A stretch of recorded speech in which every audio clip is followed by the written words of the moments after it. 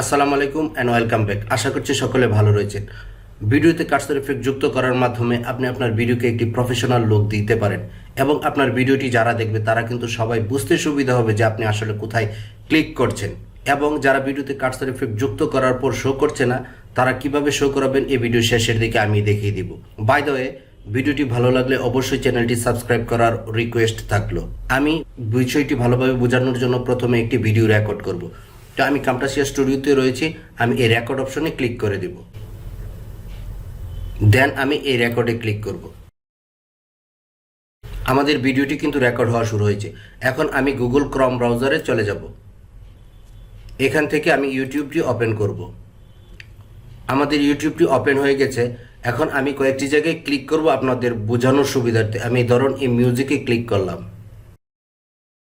আমি জাহিদ হাসানে ক্লিক করলাম, আমি কম্পিউটারসে ক্লিক করলাম, আমি লাইভে ক্লিক করলাম। এখন আমি ভিডিওটি স্টপ করে দিব। স্টপ করে দেওয়ার পর ভিডিওটি আমার টাইমলাইনে সরাসরি চলে আসবে।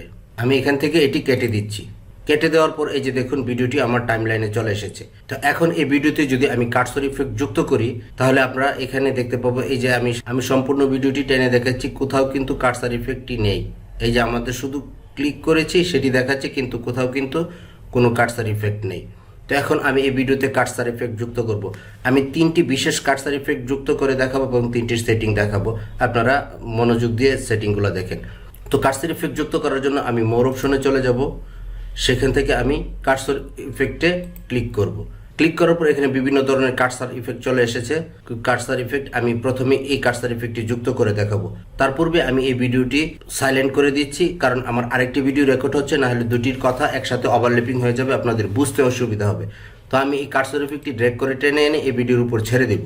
ছেড়ে দেওয়ার পর এই যে দেখুন কার্সর ইফেক্টটি এখানে চলে এসেছে। এখন আপনারা দেখতে পাবেন যে আমি যে সমস্ত জায়গায় কার্সরটি দিয়ে ক্লিক করেছি মাউসটি দিয়ে, সেই সমস্ত জায়গাগুলো হাইলাইট করে দেখাচ্ছে। এই যে আমি প্লে করছি, এই যে দেখুন। এখন আপনি ইচ্ছে করলে এই কার্সরটিকে বড় ছোট করতে পারেন বা কালার চেঞ্জ করতে পারেন। তো কিভাবে করবেন, আপনারা এখানে এই যে চলে যাবেন। এখানে যাওয়ার পর এই যে কালারে রয়েছে, এখানে আপনি এই কালার দিতে পারেন। দেওয়ার পর আপনি এখানে আবার বাইরে ক্লিক করবেন। এটার সাইজ আপনি ইচ্ছে করলে বড় করতে পারেন। এই যে দেখুন বড় হচ্ছে।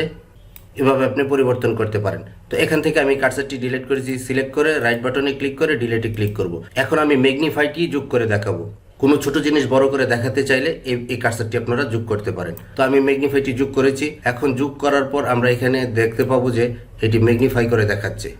এই যে দেখুন মিউজিকটি বড় দেখাচ্ছে। এই যে মিউজিকটি বড় দেখাচ্ছে। এবং ইচ্ছা করলে সেটার আপনার এখানে ম্যাগনিফায়ার আপনার সাইজ বাড়াতে কমাতে পারেন। এই যে সাইজ বাড়ালে এখানে সাইজ বড় হবে এবং জুম করলে আরো বড় করে দেখা যাবে। এখন আমি আবার এই প্লে করছি। এই যে দেখুন লেখাটি কত বড় করে দেখাচ্ছে। এখন আমি দুইটি কার্সর ইফেক্ট দেখিয়েছি এবং ডিলিট করে দেওয়ার পর আমি যে কার্সর ইফেক্টটি ব্যবহার করি তা হলো এইখানে থেকে এই যে এই রিং কার্সর ইফেক্টটি আমি এটা ড্র্যাগ করে এটার উপরে নিয়ে আসব। নিয়ে আসার পর আমরা এখান থেকে